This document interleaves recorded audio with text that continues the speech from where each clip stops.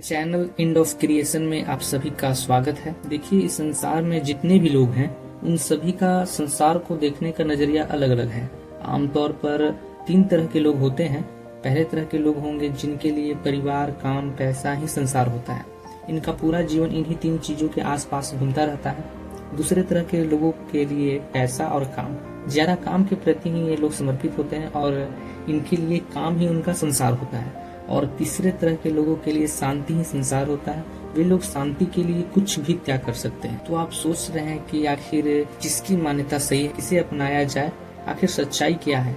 सच्चाई से मेरा मतलब है कि ऐसा कुछ होना चाहिए जो संसार के किसी भी स्थान पर समान व्यवहार करते हो, उनका महत्व ना बदले। जहाँ तक रही इन 3 तरह के लोगों की बात, तो स्थान परिवर्तित करते ही इनके मान्यताओं के मायने बदल जाते हैं। तो आगे बढ़ने से पहले मैं आपको संसार का एक नियम बताना चाहूंगा। तो नियम इस प्रकार है कि अगर अभी कुछ है तो पहले नहीं था। उदाहरण के तौर पर आज आप एक शिक्षक हैं तो आप पहले शिक्षक नहीं थे।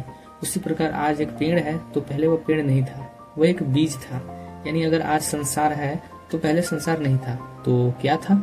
इस टॉपिक को किसी और वीडियो में कवर करेंगे। फिलहाल आगे बढ़ते हैं। तो शुरुआत करते हैं एक सवाल से। ऐसा क्या चीज है जो निर्मित हो रहा हो, या यूं कहें कि शुरुआती दौर में पृथ्वी पर जल के बनने में H2 और O2 को उच्च तापमान एवं दबाव मिलने में हो रहा हो सकता है इसी प्रक्रिया के दौरान ऑक्सीजन के 2 परमाणु मिलकर O2 बनाते हो, लेकिन अब ये सब प्रक्रिया होना समाप्त हो चुका है। रह गया है तो सिर्फ नष्ट होना।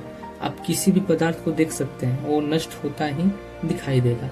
तो आप सोच रहे होंगे कि मैं कहना क्या चाहता हूँ। मेरा मानना है कि संसार में कोई है जो इस पूरे संसार के सभी पदार्थ, ऊर्जा, कण समाप्त करना चाहता है।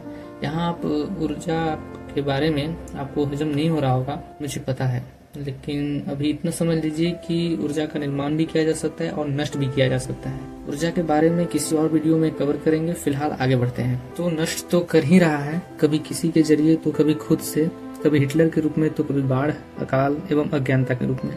इस उदाहरण के जरिए आप अच्छी तरह से समझ पाएंगे। सबसे पहले तो किसी जीव को जन्म देता है जिसमें काफी ऊर्जा खपत होती है। फिर वह जीव अपने पूरे जीवन काल में काफी भारी मात्रा में ऊर्जा का प्रयोग कर खर्च करता है और फिर उस जीव को ही समाप्त कर दिया जाता है। ये कोई छोटी प्रक्रिया नहीं है जिसे आप नजरअंदाज कर सके। यह प्रक्रिया लाखों सालों से दोहराई जा रही है। अच्छी बात यह है कि आप जान चुके हैं और बुरी बात यह है कि आप कुछ कर भी नहीं सकते हैं। शायद ये जानकारी आपको उतनी महत्वपूर्ण ना लगे जितनी कि मैं चाहता हूँ कि आपको लगे। दरअसल हमें ऐसा ही बनाया गया है ताकि हम सभी इस प्रक्रिया के भागीदार बन सके और यह प्रक्रिया अच्छी तरह से चलती रहे। आपको यह महत्वपूर्ण लगता जब आप इस सभ्यता को नहीं जानते या इस सच्चाई के अलावा अगर कुछ सिखाया या बताया नहीं जाता।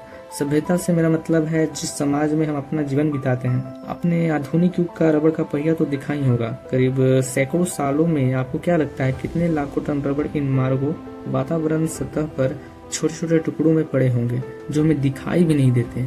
लाखों टन, आप समझ सकते हैं। उसी तरह पहाड़ों को तोड़कर उसे छोटे छोटे टुकड़ों में परिवर्तित कर मानव अपने कार्य में लाते हैं। कुल मिलाकर बात यह समझ आता है कि ये सभी पदार्थ पहले तो छोटे कणों में टूटेंगे, फिर ऊर्जा के रूप में और अंत में समाप्त कर दिए जाएंगे। और मेरा मानना है कि मनुष्य अन्य जीवों के मुकाबले ज्यादा समय तक इस पृथ्वी पर जीवित रहेंगे, क्योंकि किसी भी पदार्थ को परिवर्तित करने में मनुष्य एक अच्छा साधन माना जाता है। आगे इसी तरह का वीडियो आता रहेगा। तो इस वीडियो को देखने के लिए आपका धन्यवाद।